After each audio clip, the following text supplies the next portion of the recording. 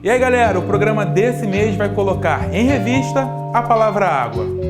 Você vai saber sobre o reaproveitamento de água, vai entender melhor sobre a crise da falta d'água, vai ouvir músicas com o tema água e muito mais. Então não saia daí, o Em Revista está entrando no ar.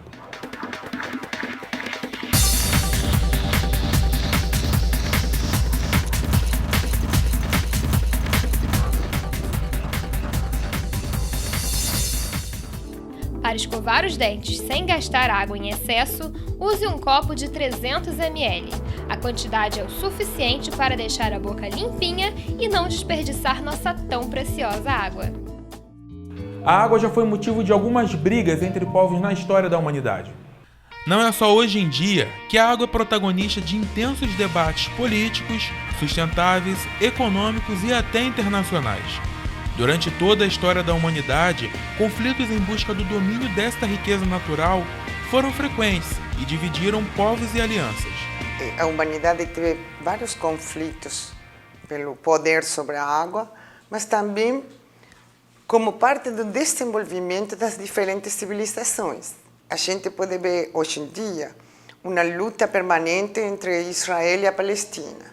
Esse conflito histórico vem desde longa data, não? Desde as primeiras civilizações que já lutavam pela água nessas regiões. Podemos trazer esse conflito até os dias de hoje, com outros povos, com outras civilizações, ou com os mesmos, porque é uma região de deserto que precisa, sim, como eixo de seu desenvolvimento, a água. O conflito palestino-israelí de hoje, que a gente pode ver desde o ponto de vista político, também tem um ponto de vista sobre a necessidade de Israel da água. 60% da água que Israel consome vem de territórios palestinos. Então, não podemos ocultar uma realidade de sustentabilidade econômica que a população de Israel necessita. A guerra de Irã com Iraque, na década dos 80, Hussein chega a inundar algumas regiões, e aí é água de mais e não de menos, para poder dominar populações que estavam em contra dele. Inundando os campos, essa população teve que sair. E por que era de interesse dele? Porque era zona de fronteira. Países como a Arábia Saudita e a região do Golfo Pérsico são conhecidos por terem grandes reservatórios de petróleo, mas enfrentam dificuldades de abastecimento de água.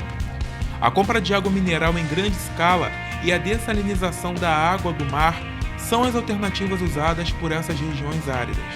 Israel tem, e outras regiões do mundo, toda uma série de pesquisas para ver como transformam água salgada em água potável. A gente sabe disso, é difundido e é conhecido. Seria uma forma de solucionar um problema que, como eu já falei, se apresenta nesse conflito palestino-israelí. A água, evidentemente, vai chegar a provocar conflitos em muitas regiões do planeta.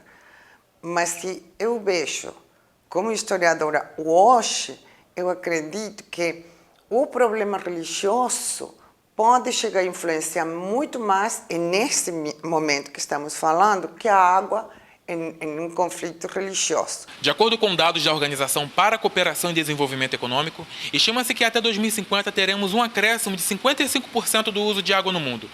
O estudo não seria tão alarmante se não fosse a falta de água cada vez mais frequente. Ao longo da história, a gente vê o permanente domínio ou a necessidade que alguns países têm de dominar os outros, seja por razões econômicas, seja por razões políticas, imperialistas.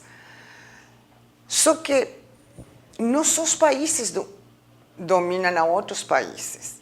Muitas vezes, dentro dos próprios países, você tem grupos sociais que dominam a água.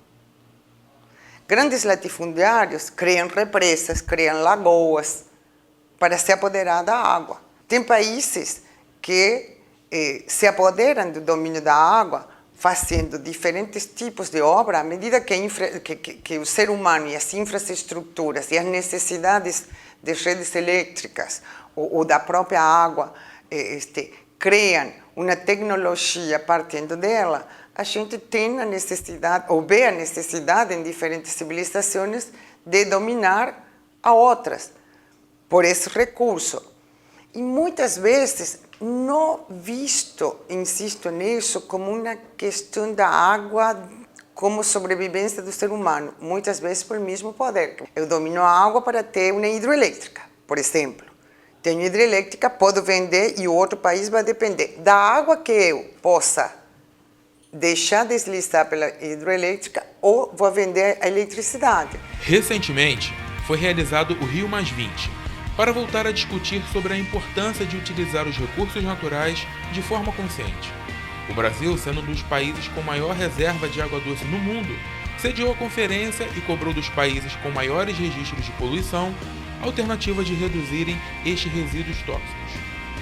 Você tem que criar uma discussão na sociedade, não só para poupar água hoje, porque está faltando, sino ter uma visão de futuro. Muitas vezes nós estamos pensando na infraestrutura. A renovação de hidrelétricas, com uma tecnologia muito mais moderna, com outra visão, acho que vai beneficiar o Brasil. Insisto, eu acho que o Brasil pode ter um protagonismo nesse sentido, porque evidentemente é um país que tem uma grande rede aquífera. Agora, não vai depender de um país, vai depender da conscientização mundial. O uso desenfreado e inconsequente da água levou o planeta a um estado crítico, e se não houver um planejamento e prática para a utilização consciente, em breve teremos um número maior de extinção de fauna, de flora e de condições básicas para a sociedade mundial se manter.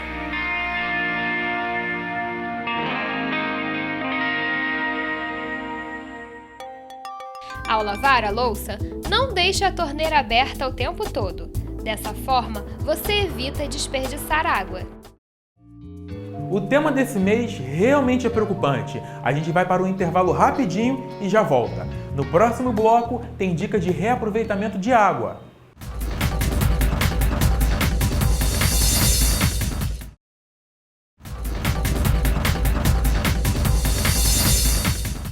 Fique de olho na encanação.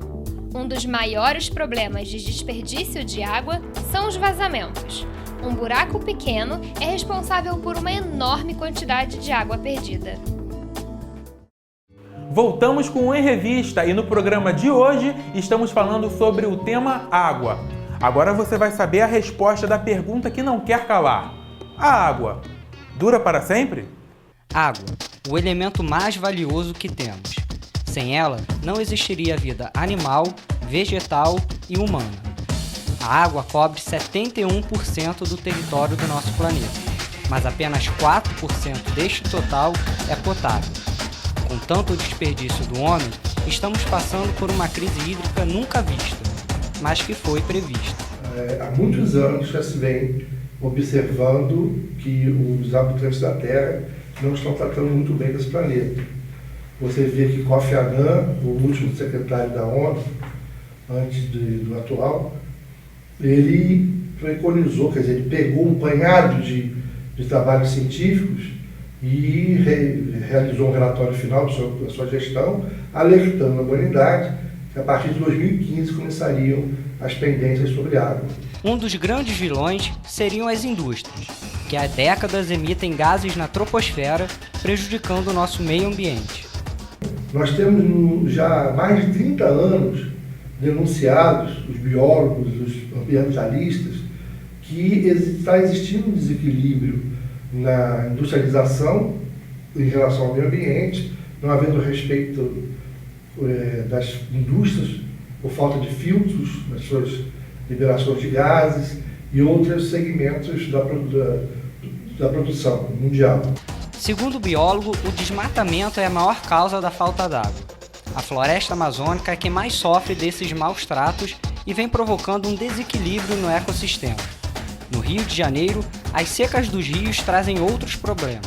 Se houver um esvaziamento total desses rios, ou parcial, ou uma redução drástica desse rio, nós vamos ter problemas de fome, vai ter um êxodo, porque não há condições de se viver num ambiente hostil.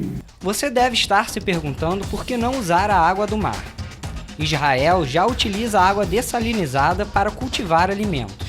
Mas para José Filho, no Brasil isso pode ser apenas uma alternativa e não solução.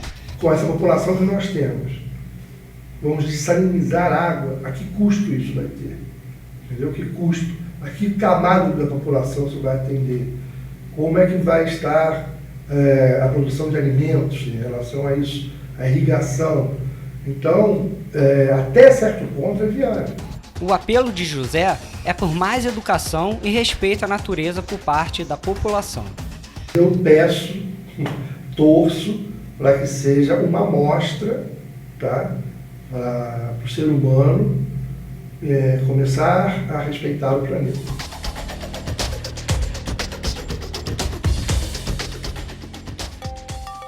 A água é fundamental para a vida. Ela é um dos nutrientes mais importantes do nosso organismo, onde atua hidratando as células. A célula, ela está sempre em movimento, ela está sempre se construindo e a gente precisa hidratar essa célula. Para fazer o quê? Para fazer toda a parte enzimática do nosso organismo, para o nosso organismo funcionar.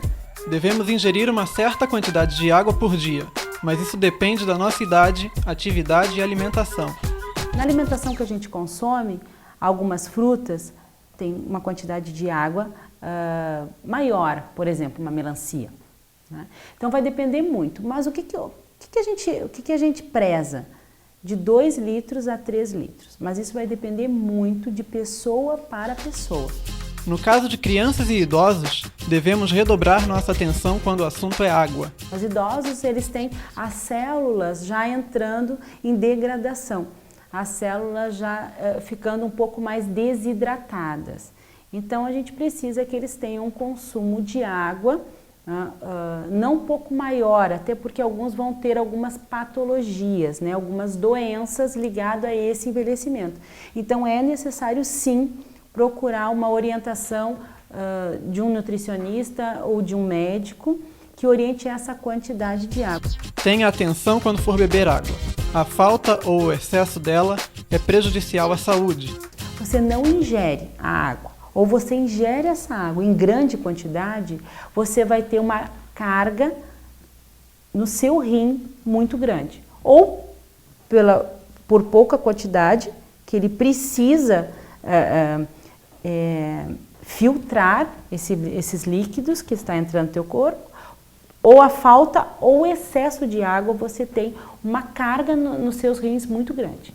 E se essa falta de água ou excesso de água, ela vem junto ainda com uma patologia que essa pessoa possa ter, uma doença que essa pessoa possa ter, ela agrava mais ainda, deixando a pessoa mais doente. Cuidado ao trocar a água por sucos e até mesmo água de coco. Dependendo do que a pessoa quer para a sua vida, para o seu corpo, suco de laranja tem uma quantidade de calorias.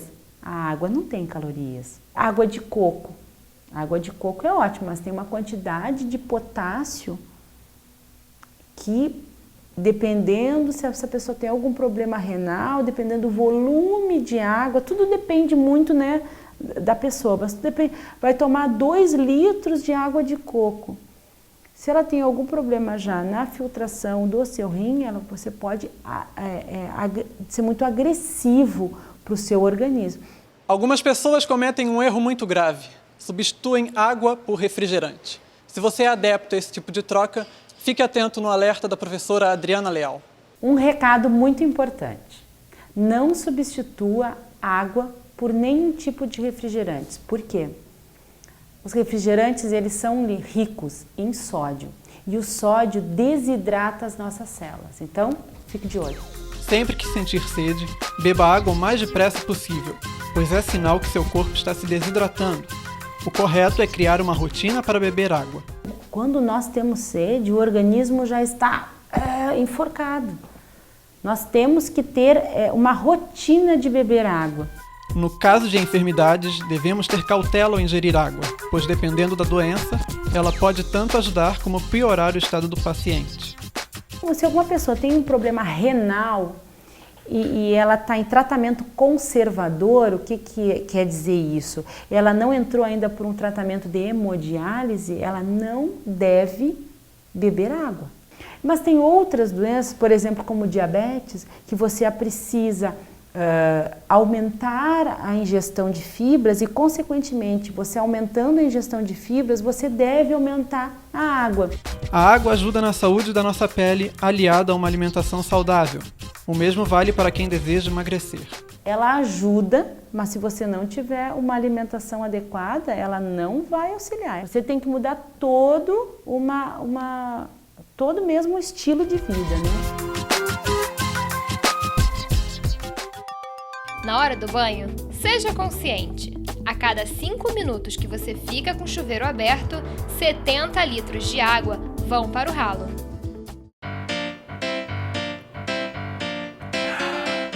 Nesse calorão não tem coisa melhor que uma aguinha, né? Não desgruda daí, que eu vou terminar de beber a minha água e já volto.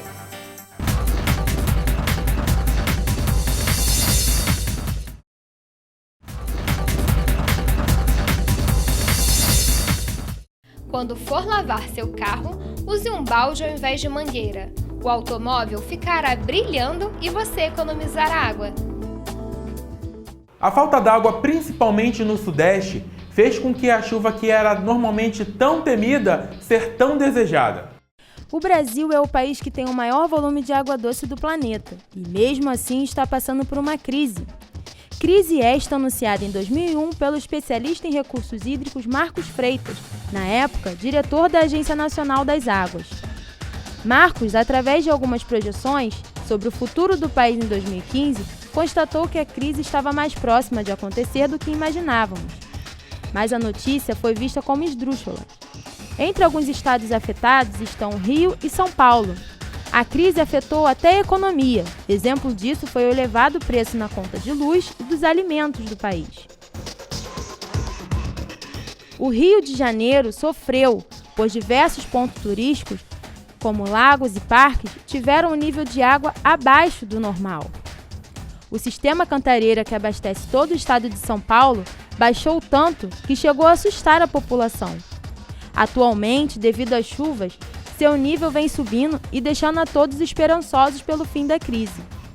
Devido a fatores como este, os governantes do país resolveram fazer campanhas para iniciar o processo de racionamento de água.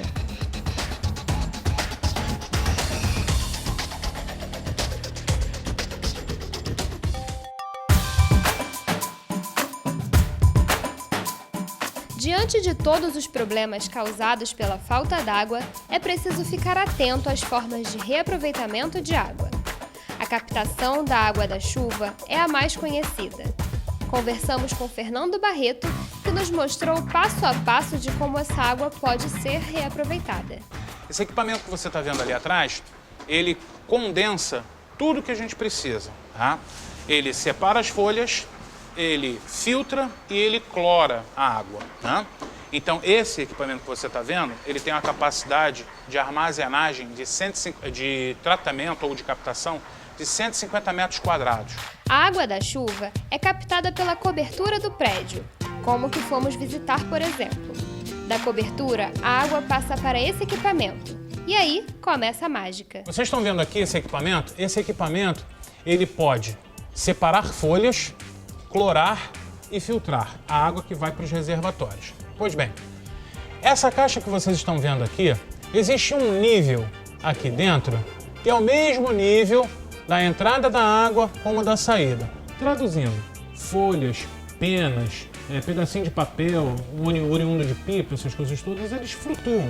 Então eles vão vindo flutuando pela tubulação, vão passar por uma questão de nível para esse lado aqui.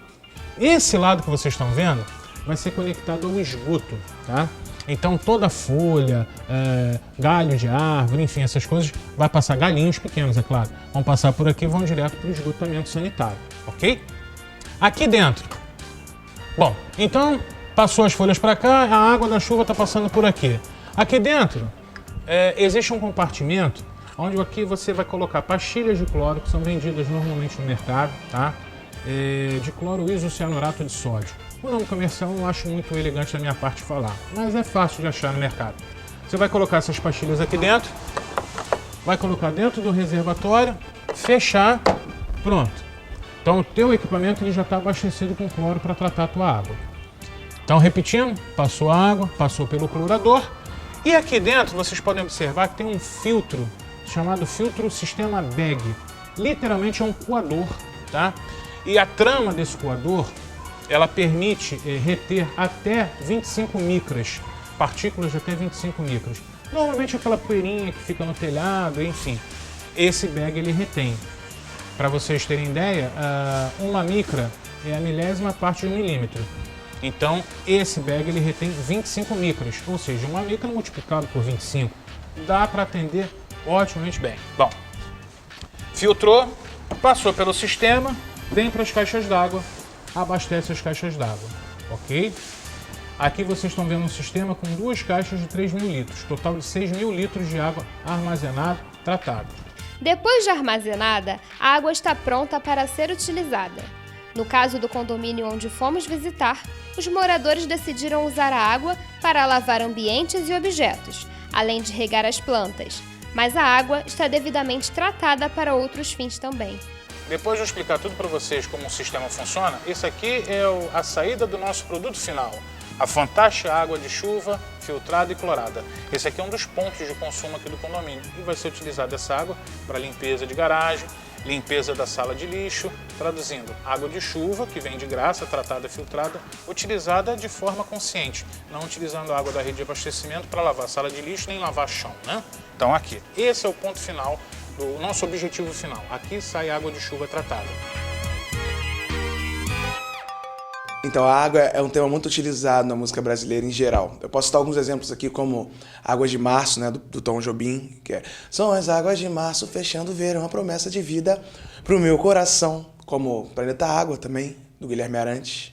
Terra, planeta, água. E eu mesmo usei desse tema para fazer uma música minha que se chama Selva de Paixões. Peixe fora d'água eu sou, sem você comigo, às vezes eu me sinto um lobo, longe da matilha, em uma noite sem luar, um vagalume que não brilha, um pássaro sempre a migrar, mas não encontra a ilha, nesse universo de emoções, nessa louca selva de paixões. Já não faz sentido viver, será que é tão difícil de entender? Meu rio só deságua em você, mas é preciso chover, deixa a chuva molhar, mergulhar no oceano, universo de nós dois. Não deixe nada pra depois, deixe estar, vai brotar. Não precisa mais ter pressa, que o amor tem tempo certo pra nascer e pra chegar. Aposto que depois do programa de hoje, você economizará água para sempre. Pequenas atitudes podem ajudar o mundo. Hoje o nosso programa termina por aqui. Espero que você tenha gostado de todas as dicas. E se você quer ficar por dentro de tudo que rola na TV Uniswan, curte lá nossa página no Facebook. É facebook.com/TV Uniswan. Até a próxima, pessoal. Tchau!